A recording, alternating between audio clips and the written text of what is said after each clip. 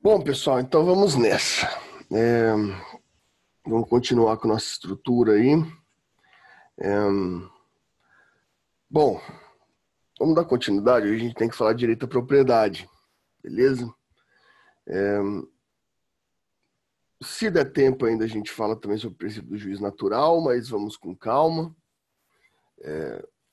Falar agora especialmente da ideia de direito à propriedade ainda, porque direito à propriedade é uma conclusão da ideia de inviolabilidades que a gente trabalhou lá passado, né? Então, a última das inviolabilidades é a inviolabilidade domiciliar, né? O direito à propriedade, que é a questão que a gente vai ver hoje. E então, para a gente fechar as ideias das inviolabilidades. Bom, então já vamos começar. Bom, pessoal, quando a gente vai falar de direito à propriedade, tá? A gente basicamente vai tratar do artigo 5º, claro, né? Do artigo 5º, 22 a 26. Artigo 5º, 22 a 26 da Constituição. Mas, para a gente entender da onde vem essa estrutura de direito da propriedade, a gente tem que, primeiramente, ter uma ideia da onde vem, né, da onde vem a referência ao direito da propriedade. Claro que o direito da propriedade ele sempre foi discutido, desde o direito babilônico, o direito romano.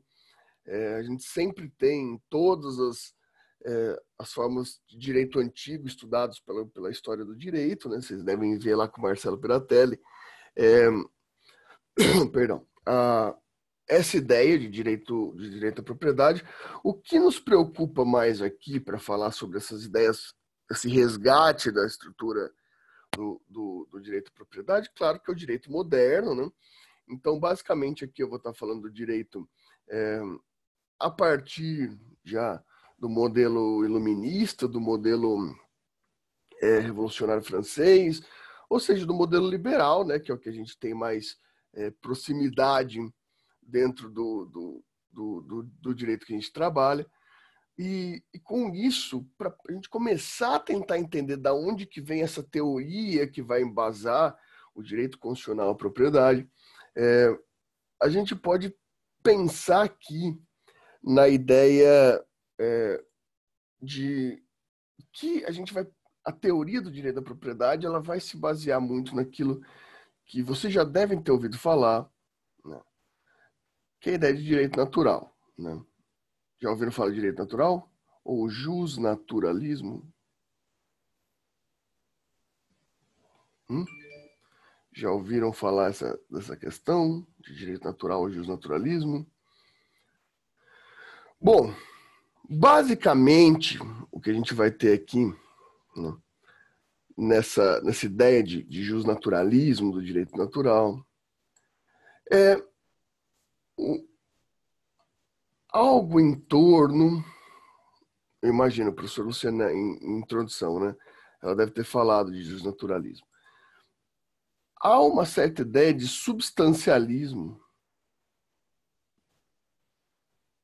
de fundamentação do direito, né? O que eu quero dizer com isso? Existe uma tentativa de enquadrar as funções jurídicas, de legitimar a ordem jurídica, né, a uma estrutura substancial, ou seja, uma estrutura relacionada à própria humanidade. Ora, o que eu estou querendo dizer para vocês aqui é que em toda a história, o direito, a ordem jurídica, ela vem sendo tratada como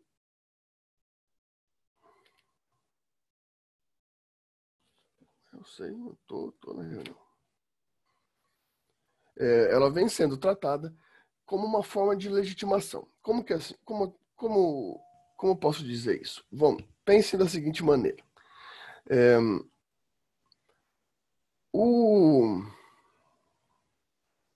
falando que o pessoal está online, mas eu estou aqui também, mas tudo bem. Bom, vamos lá, vamos se concentrar aqui. Quando se fala em direito antigo, né, em direito antes da modernidade, todo direito ele vem com uma função de categoria legitimada. O que eu quero dizer com legitimidade? A ordem, a autoridade jurídica, esse autócritas da jurisdição, ele vem fundamentado numa ordem legítima. Ou seja, para a autoridade ter uma ordem legítima, para a autoridade poder exercer força jurídica, certo? Essa autoridade, ela depende de uma legitimidade. Na história, a gente tem várias legitimidades diferentes. Várias legitimidades para que essa autoridade seja concebida, né? A gente pode pegar, por exemplo, vamos pegar bem longe, vamos pegar lá para o ano,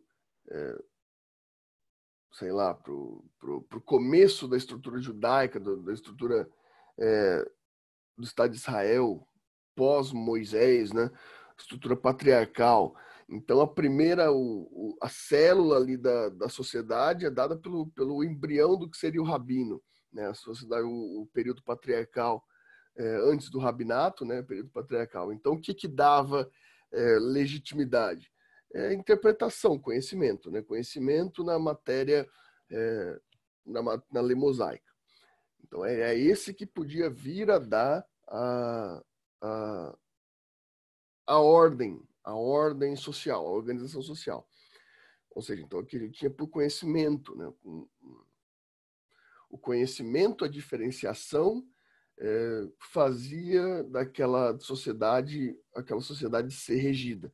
Bem, aqui a gente tem um sentido claro, que é um sentido de Aristói, né? A aristocracia, a diferenciação de alguém que determina seu poder. A gente pode pegar, por exemplo, Esparta, na Grécia, que tinha como fundamentação os gérios, aquele que era mais velho, aquele que era mais idoso na sociedade, ele tinha mais experiência, por motivos específicos, e assim, a ele era legitimada a função de ordem, de autoridade, né, na função de autoridade.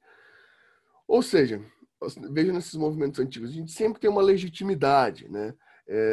Monarquia tinha, dependendo da sua localidade, dependendo da sua região, dependendo da sua fundamentação, ela tinha autoridades diferentes, né? Por exemplo, a monarquia inglesa, a fundação dela é pelo mito familiar, né? Pela mitologia arturiana, né? De rei Arthur, etc. E ela vinha se transpondo a partir de estruturas sanguíneas. Diferente, por exemplo, da monarquia espanhola, que ela tinha a ideia da legitimidade por Deus, né? Então, um enviado de Deus, que era aquele legítimo da ordem. Então, você sempre tem a fundamentação por legitimidade de quem de quem será o responsável por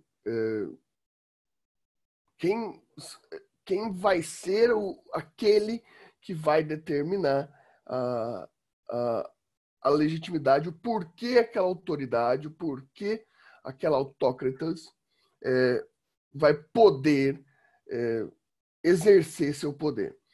A questão é que com a modernidade, né, essa autoridade, essa autócratas, ela passa a ser retirada de indivíduos. Essa autócrata é retirada de indivíduos e ela passa a ser atribuída à lei, uma função abstrata, né? Então, como que a gente pode fundamentar aqui a relação da lei como autoridade? Qual é a legitimidade da lei como autoridade? Aí vem a ideia de direito natural, né? Aqui a gente pode citar, principalmente para falar de direito à propriedade, né, vai ser nosso autor principal para falar de justnaturalismo e direito à propriedade aqui, o John Locke, né? Você também já deve ter ouvido falar desse autor. Dentre os contratualistas, é um dos mais importantes ali, né, junto com o Hobbes, com o Rousseau, Ou seja, dizer aqui sobre naturalismo, sobre justnaturalismo, a gente está querendo dizer, e aqui eu vou fazer a leitura a partir do Locke, para a gente falar direito à propriedade, é uma tentativa de dar legitimidade à abstração da lei, assim como era dado a qualquer outro poder anterior. Né? Bom, os justnaturalistas, e aqui na abordagem que a gente está tendo o Locke, ele vai ter uma classificação de legitimidade da lei a partir do seu próprio corpo. Né? Então, Locke passa da lógica, o Locke ele vai partir da lógica que a lei ela é natural, ela deriva de autoridade a partir da ideia de propriedade do corpo. O proprietário do corpo. Quem que é o proprietário do corpo? O único proprietário legítimo do corpo é o próprio sujeito racional que habita esse corpo. Tá, mas qual que é a lógica do Locke ao dizer isso? Bom, o Locke, ele está basicamente aqui tentando nos dizer que o seu corpo, ele não tem uma função de suma importância na sua vida. A sua grande relação que o te faz humano não é o corpo, é a racionalidade. Né? E essa racionalidade, ela que legitima que o seu corpo possa ser usado por você como fundamento de liberdade. Né? O seu corpo, ele vai ser qualificado pelo Locke, como um instrumento natural de direito. Por que um instrumento natural de direito? Pela seguinte questão. O Locke está trabalhando aqui com a vedação à estrutura da escravidão. Ele está trabalhando com a vedação da escravidão. Ou seja, a liberdade para Locke se fundamenta justamente na impossibilidade de ser escravo. E isso Locke lhe fundamenta a partir do sentido de direito justnaturalista, né? A partir dessa ideia da propriedade do próprio corpo. Porque ele vai tratar com um problema aqui, né? Porque até então a gente está num sistema embrionário capitalista ali, né? O começo das relações de troca específicas, né? Então a gente acabou de ter a ascensão dos burgos e eles vão se encontrar com um problema que é aquele: quem é legítimo ao trabalho, né? Ou seja, o capital ele é erigido a quem? Então o capital ele é erigido àquele que tem o que produzir, né? Aquele que tem o que produzir, aquele que tem a detenção dos meios, né? O que são esses meios de produção? Você tem uma propriedade física, você tem maquinário, você tem uma plantação, né? Essa lógica desse momento é essa. Aquele que pode vender é aquele que detém a possibilidade de exercício de capital. O problema aqui é que, como o Locke está trabalhando com uma estrutura de que o seu corpo é sua propriedade, ele está trabalhando isso para fundamentar justamente o trabalho como direito. Né? Ou seja, o trabalho como direito. Em outras palavras, a vedação à escravidão. O Locke está dizendo para a gente que, por se tratar do seu corpo, a sua propriedade, o seu corpo, você tem a possibilidade, pelo seu corpo,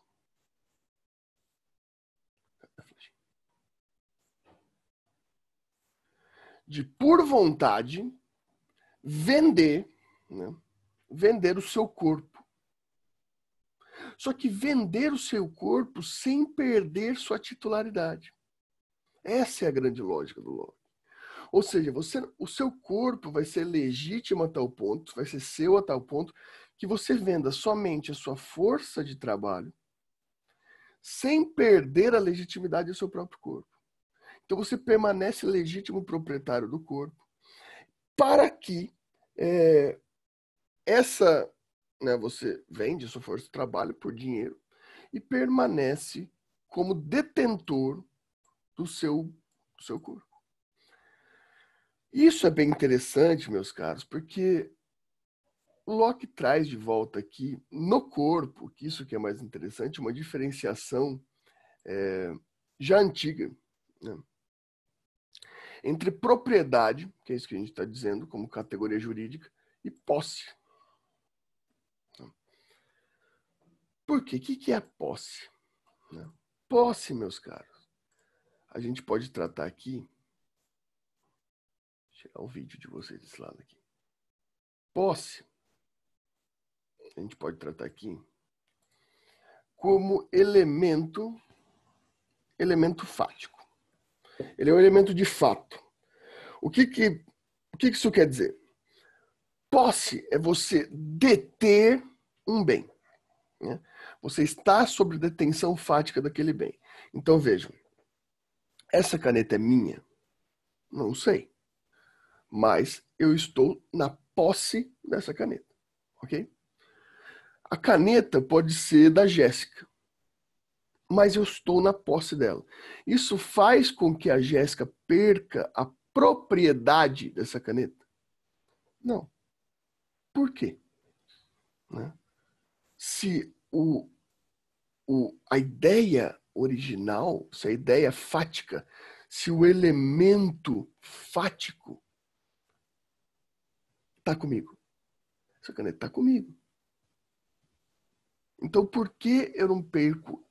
Por que a Jéssica não perde a propriedade dessa caneta se ela está de fato comigo? Essa que é a grande questão da propriedade. A propriedade, ela não é um elemento fático. A propriedade é um elemento ficcional.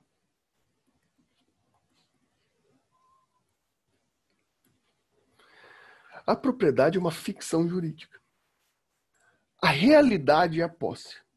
Porém, da realidade, a gente vai ter aquela ideia de que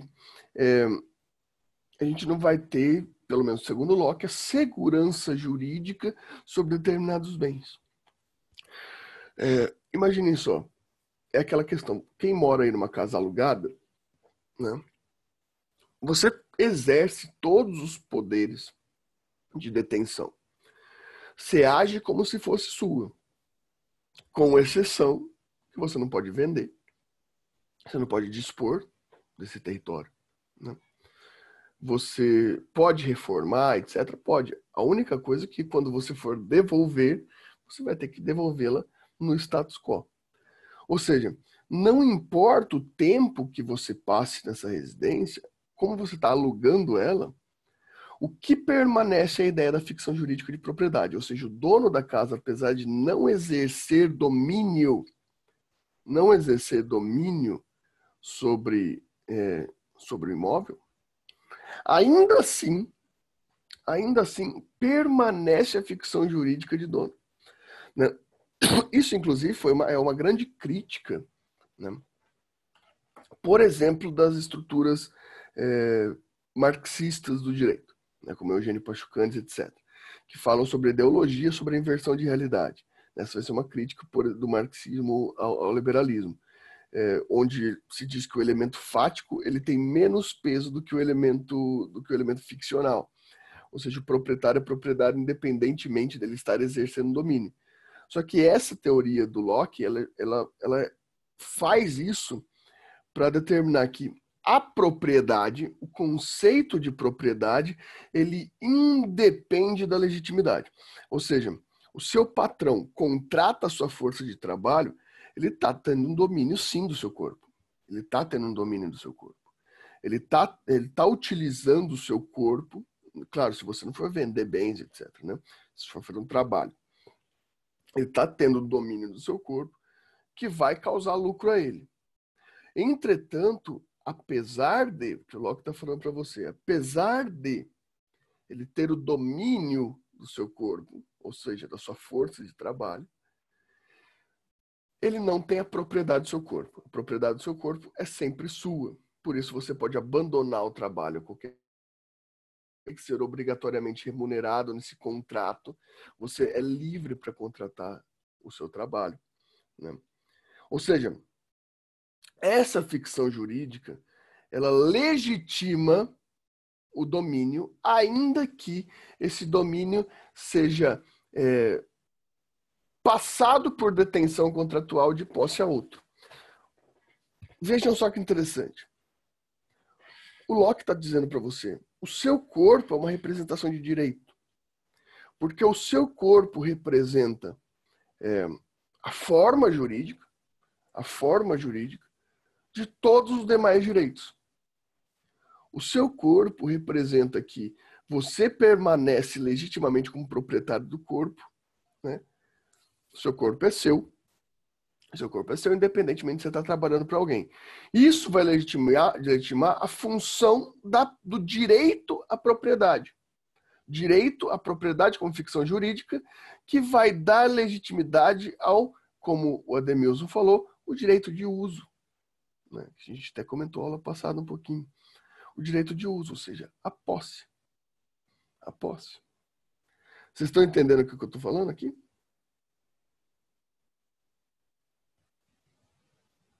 Estão me entendendo? Alguma dúvida até aqui?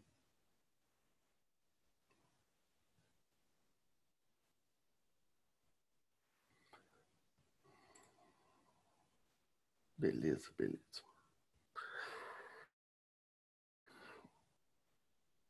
Beleza. Então vamos prosseguir.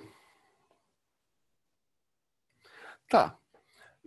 Mas o que isso diz respeito para a gente sobre direito à propriedade? A gente ainda é naturalista? Não, nossas teorias não são mais naturalistas, mas a lógica permanece, né? Apesar do direito natural não ser tão sustentável hoje, essa ideia de substancialismo do direito, hoje a gente tem mais a ideia de direito legitimado pela própria norma, pela estrutura kelseniana, que vocês já conhecem, né? Ainda toda a estrutura positivista ainda se baseia nas ideias originais do direito à propriedade, e isso vai dar forças, isso vai dar estruturas para a gente falar do direito à propriedade na Constituição brasileira, né? Então, em outros termos, vou separar aqui. Em outros termos, na Constituição brasileira, a gente vai ter uma relação muito parecida com o direito à propriedade, só que somente com base nessa estrutura, né? Ou seja, meus caros, quando a gente vai falar em direito à propriedade no Brasil, segundo a Constituição, sim, a gente vai falar que você é detentor de um bem, né? Você é detentor de um nomos, né?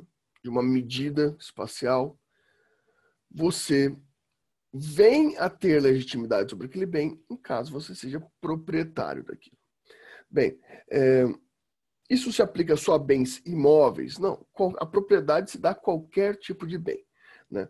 Qualquer tipo de bem, quando eu falo, é qualquer tipo de bem, mesmo que esteja legitimado com alguma coisa jurídica, né? Por exemplo, o seu cachorro é um bem.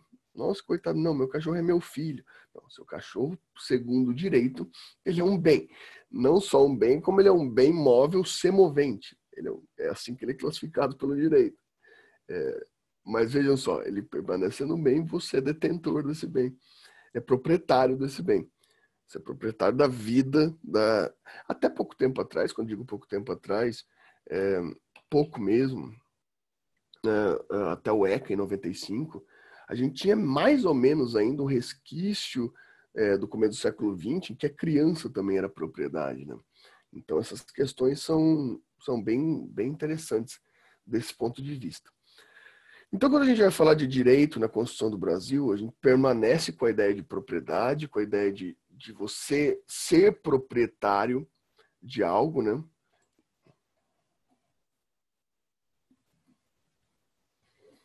Ele mantém essa ideia de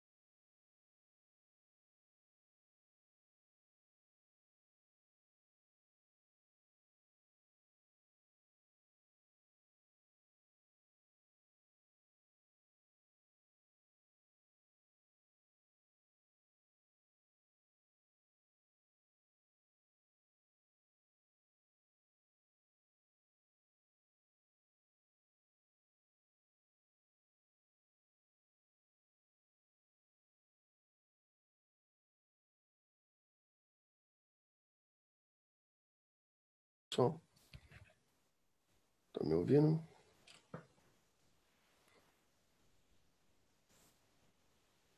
Oi, vocês estão me ouvindo?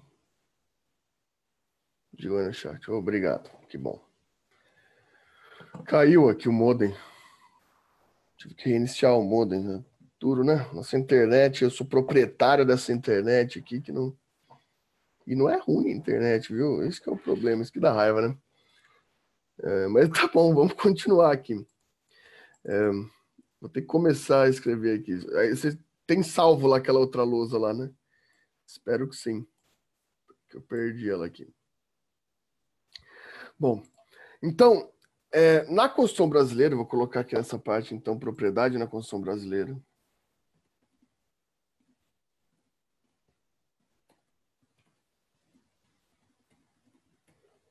Abrir outra relação aqui. Bom, para falar de propriedade no Brasil, a gente vai permanecer com aqueles direitos que a gente estava falando agora há pouco. Porém, aqui a gente vai acrescentar uma ideia, né? uma ideia que, ao longo do desenvolvimento do liberalismo, começou a se pensar, principalmente com o advento do que a gente vai chamar de welfare state, estado do bem-estar social, né? E ainda com a social-democracia. Ou seja, existe determinado ponto, principalmente depois da ascensão neoliberal, da função economicista, né, Margaret Thatcher na Inglaterra, toda essa estrutura, que começam a haver alguns problemas muito graves e bem não mais sustentáveis de desigualdade social, de grandes conglomerados, ou seja, você tinha poucas, como tem ainda, né? Você tem, mas era muito mais visível naquele momento, porque não era tão internacionalizada as questões, ainda eram mais dentro dos seus estados. Você tinha poucas pessoas sendo detentores, sendo proprietários de muitos e muitos e muitos e muitos bens, né? Ou seja, essas pessoas, elas obrigavam com que todas as outras pessoas consumissem ou tivessem relações com os seus bens. Quando você detém muita propriedade, você detém direito, né? Então, uma pessoa que detém muitos e muitos bens, naquele momento, principalmente, que era mais territorial, né, mais interna a questão, hoje ainda assim, mas de outra forma, ela obrigava, ela se começava a pensar que ela tirava a liberdade dos outros. E de fato, porque aquele que domina a propriedade é o que vem se discutindo hoje, por exemplo, vocês querem um exemplo moderno com a Amazon, né?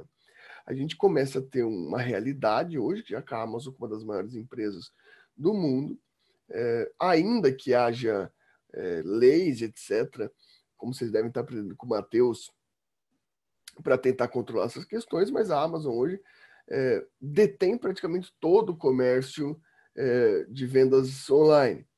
Isso, para a própria estrutura liberal, é perigoso, porque acaba com a concorrência, né, para a própria forma originária do capitalismo. Descontrola isso. E, a partir do welfare state, desse momento, começa a se pensar no problema que é a acumulação de bens. Porque a acumulação de bens começa a gerar em outras estruturas, em outros sujeitos de direito, a incapacidade de atuação sobre os próprios bens, né? Você começa a ter vantagens, é simples. Quem já foi para os Estados Unidos vai saber que qualquer cidadezinha de 10 mil habitantes dos Estados Unidos tem um Walmart, por exemplo.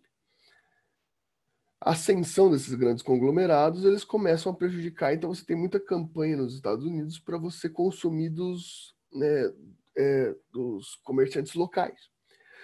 Mas daí é muito difícil, porque o Walmart ele vai ter melhores preços, ele vai ter maior acessibilidade, ele vai ter maior qualidade, porque ele vai ter mais opções para você, né? Então, ou seja, é muito difícil concorrer com quem tem muita propriedade, né? Isso é uma questão lógica. Você tem que vencer isso por outros meios, ou seja, hoje em dia o pessoal tenta fazer coisas artesanais, etc. E tudo isso vai ser cobrado mais caro, mas não é de acesso total. O acesso massificado vai ser concentrado naqueles que podem oferecer melhores preços, naqueles que podem oferecer melhores condições, justamente pela detenção de propriedade. Isso começa a ser uma preocupação. Então, se monta a ideia de função social da propriedade, né? A função social vem tirar, vem realmente restringir a ideia da propriedade como função absoluta, né?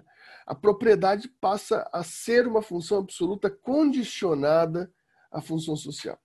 A função social tem essa espécie de tentativa de controle sobre a acumulação de bens, sobre a acumulação de propriedade. Ou seja, você continua sendo proprietário, você pode comprar os bens que você quiser, desde que você dê a eles função social. Ou seja, desde que você dê a esses bens finalidades específicas. Ou seja, eu tenho 500 apartamentos, vou perder esses apartamentos? Não, desde que eu dê finalidades para eles. Então, que eu esteja tentando alugá-los, pelo menos, né? que eu não esteja deixando eles abandonados, que eu não esteja usando para crime, né? Como assim? A função social diz o imóvel, né? O imóvel, o móvel, o bem móvel, sua propriedade, ela deve ter um caráter de ordem social, ela deve manter a sua ordem social, ainda para dentro de uma boa relação da sociedade. Aqui vai vir, por exemplo, né, a ideia da proibição de cartel, né, ou seja, de combinação para frustrar a concorrência, né? A proibição de grandes conglomerados. Sempre tem aquela discussão, a Fox vai ser comprada pela Disney. Pode. Mas se quiser comprar, pode comprar, não pode? Não, não é assim. Você tem que respeitar a função social. Ou seja, se a Disney comprar a Fox, ela vai ficar tão grande, mas tão grande, que ela vai impedir a concorrência dos demais? Ah, vai. Então, vai ter que respeitar a função social, não vai poder comprar.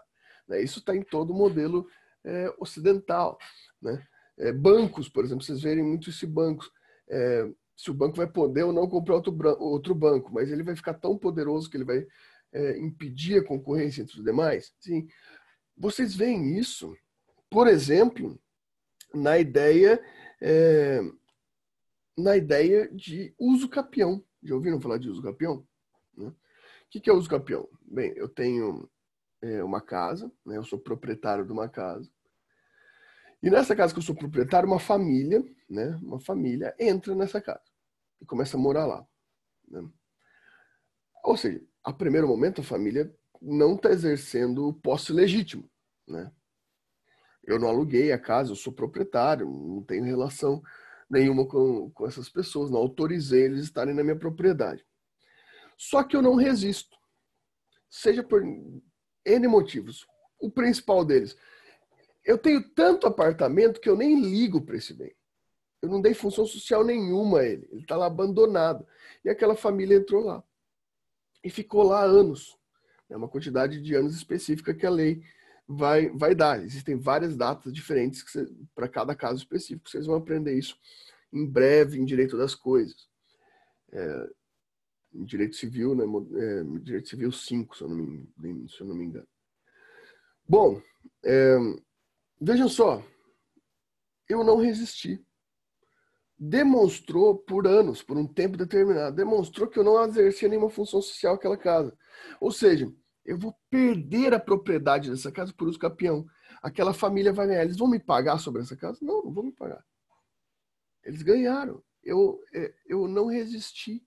Eu não dei função social a esse imóvel. Né? Eu não dei função social a esse imóvel. Aqui a gente vai entrar numa discussão um pouco mais delicada, né? Muita gente vai perguntar, que é, por exemplo, a ideia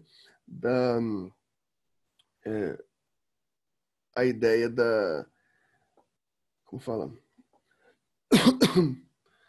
A ideia da, nossa, me fugiu o nome agora aqui. Como que chama?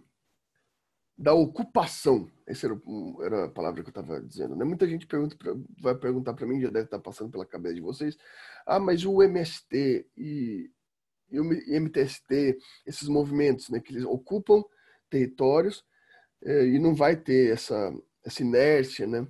Bom, aqui é diferente, mas existe sim uma relação sobre função social. Esses movimentos existem a partir do movimento da função social. Existem regras que podem vir sim a transferir, fazer a pessoa perder essa propriedade. O MST, que eu acho que é o mais fácil de explicar, porque a propriedade rural é mais fácil de explicar sobre isso, né? Vocês já devem ter ouvido falar que geralmente quando um movimento como o MST, existem outros, mas esse é o mais famoso, né?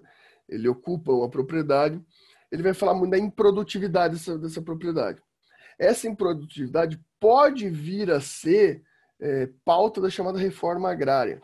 Ou seja, no Brasil, a gente tem muita propriedade rural. Né? No Brasil, é um país que tem muita propriedade rural. E muitas dessas propriedades rurais estão abandonadas, não tem produtividade. Existe uma ideia no Brasil desde de muito tempo, né? Vocês devem... eu já ouvi uma vez um discurso falando que isso é uma criação esquerdista, né? Mas quem mais fez reforma agrária no Brasil foi o período militar. Né? Não é uma ideia essencialmente liberal, né? Que se você tem um grande número de propriedades improdutivas, o Estado pode vir a retirar a função social dessas. Daí nascem esses movimentos. Né? Só que não é tão simples, então não é tão pacífico. São processos lentos, bem complicados, não é tão fácil como o uso capião, que é objetivo. Aqui são vários elementos que vão entrar. A prova da improdutividade, a prova da não existência de função social, né? Que aquela propriedade é só acumulação de bens e não traz há bastante tempo nenhum. Ou seja, é bem complicado. Né? O outro movimento também, o MTST ficou muito conhecido no centro de São Paulo, porque o centro de São Paulo é proporcionalmente um dos lugares do mundo que mais tem apartamentos abandonados no Brasil. Né? O centro antigo de São Paulo ele é meio marcado por heranças complicadas. Né? Então, você tem aqueles fundadores de São Paulo, né? Se a gente pode falar assim, que também eram ocupadores, mas daqui a gente muda a categoria e fala de fundadores, que vão tendo aquelas heranças, aquele centro velho de São Paulo, vão morrendo, né? E essas heranças começam a cair em discussões intermináveis e com isso os possíveis herdeiros vão abrindo mão daquilo, vão deixando para lá, já são muitas gerações para frente, você tem uma imensidade de apartamentos caríssimos, todos abandonados no centro de São Paulo. Com isso as pessoas que estavam em condição de rua começaram a morar lá. Então começa também essa discussão sobre a redistribuição de propriedade de imóvel urbano. Né? Mas é essa a ideia, mas não é tão simples se discutir esse tipo de desapropriação, né, do que, por exemplo, no uso capião. Né? Mas a função social ela pode ter também o viés, aqui ela pode ter o viés da ideia da sociedade como ordem. Né? Como assim? Eu tenho minha casa aqui, eu uso minha casa para refinar cocaína. Eu não estou exercendo função social, porque eu estou utilizando para uma função criminosa. Né? Eu sequestrei um de vocês aí e tranquei aqui na minha casa. Eu também não estou usando minha casa como função social. Ou seja, quando eu desvio a função de ordem da casa, eu posso vir a perder esse patrimônio também. Né? Por perda de função social. O Estado pode me retirar esse patrimônio por perda de função social. Né? Ele pode me desapropriar. Essa é a palavra, né? Desapropriação. É bem interessante. Claro, essa desapropriação ela não tem tanto a ver com a desapropriação de ordem pública, que é aquela desapropriação que o Estado te desapropria porque, por exemplo, quer construir uma rua. Então, a rua ele justifica que é um bem comum maior do que sua propriedade. O Estado pode fazer isso? Pode, mas ele tem que justificar e tem que te pagar. Né? Essas outras desapropriações elas não têm esse pagamento, essa retribuição. A desapropriação que não é desapropriação penalidade, que é uma desapropriação de ordem pública, né? Então vai construir uma rua nova, que vai dar acesso aí, vai desafogar o trânsito, está muito complicado, e a única forma de engenharia de fazer isso, engenharia de trânsito, é passando por cima da sua casa. O Estado pode desapropriar? Pode, mas ele vai ter que dar toda a justificação, é um procedimento que ele vai ter que justificar que não há outro meio, que é o meio mais viável, e vai ter que te pagar o valor da casa. Né? Vai ter que te pagar o valor da casa. Não é tão simples assim, mas tem essa retribuição. Não é uma desapropriação sem indenização, né? Uma desapropriação indenizada. E aí, pessoal? Vocês estão entendendo?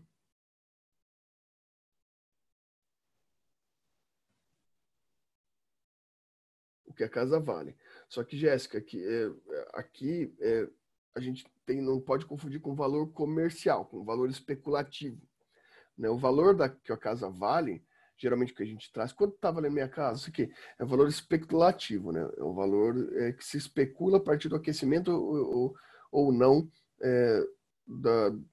do comércio imobiliário. Né?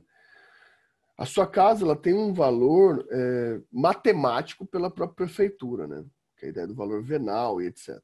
É esse valor, é essa avaliação técnica que vai ser feita na sua casa. Então, por exemplo, a minha casa vale R$200 mil. Esse valor pode alterar se o comércio estiver mais ou menos aquecido, né? Conforme for. Mas o valor técnico dessa casa por metro quadrado, etc., vai ser R$200 mil. Então é esse valor que vai ser pago, é um valor matemático, um valor de acordo com essas questões, né? Então o Estado não vai pagar o que ele quiser, ele vai ser obrigado a pagar o valor específico, o valor do plano diretor, etc., que vai estar matemático dessa casa, só que ele não vai precisar pagar o valor comercial dessa casa. Às vezes é ruim, às vezes é bom, né? Às vezes é ruim, às vezes é bom. Como assim? Geralmente é muito comum, em alguns casos, por exemplo, sua casa ela está num bairro que está em ascensão e vai querer ser desapropriada. Então, apesar dela valer R$200 mil, como está todo mundo querendo a sua casa, já tem muitas propostas, você conseguiria vender ela por R$500 mil, por questões de comércio, não por questões de valor específico, né, de valor matemático. Então, seria muito ruim para você. Mas, por exemplo, às vezes é muito comum você ter uma desapropriação de casa num local meio desvalorizado, também pode acontecer. Então, o seu valor venal da casa é 200 mil, mas você não estava conseguindo vender essa casa por menos de 100 porque ninguém queria comprar sua casa. Então, nesse caso, é vantajoso.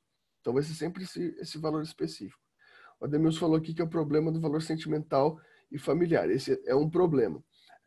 Mas o direito à propriedade, ele vai falar da ordem pública, que é bem complicado. Mas existe a possibilidade de pedir indenização. É muito difícil ter, mas é possível pedir indenização nesse caso. E aí, pessoal? Falta 10 minutos aí para quem for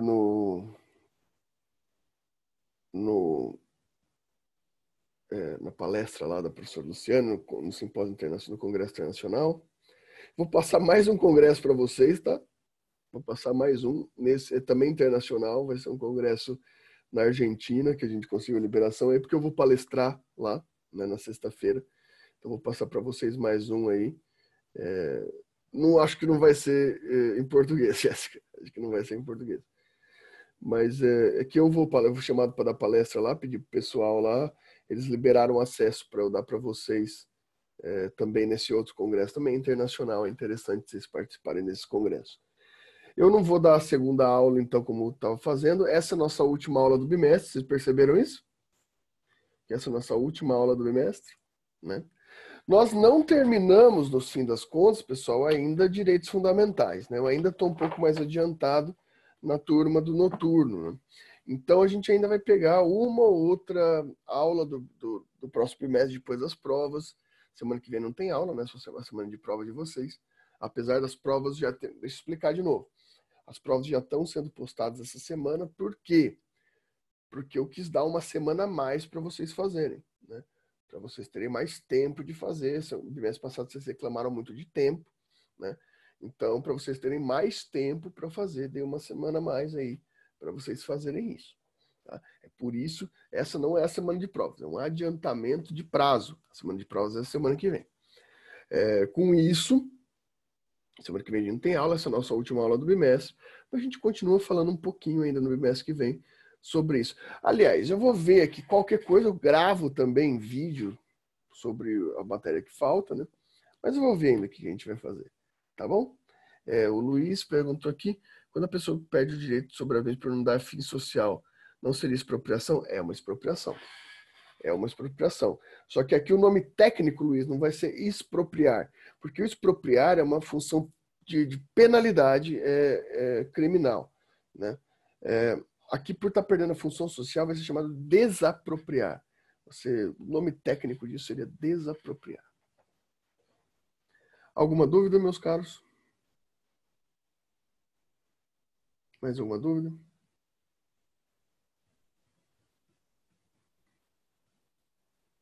E aí? Bom, beleza então, né? Nenhuma dúvida. Nenhuma dúvida. Nada mesmo? Ninguém vai falar nem que não no chat aqui? Tudo certo, pelo menos. Pelo menos o Márcio falou. Obrigado, Márcio. Então tá, aproveitem lá. Logo vou passar mais o congresso para vocês. Acho que hoje eu passo, se vocês tiverem interesse. Beleza? Eu vou palestrar, eu acho que sexta-tarde no congresso. Daí qualquer coisa vocês me avisem. Estou à disposição. Valeu, até mais.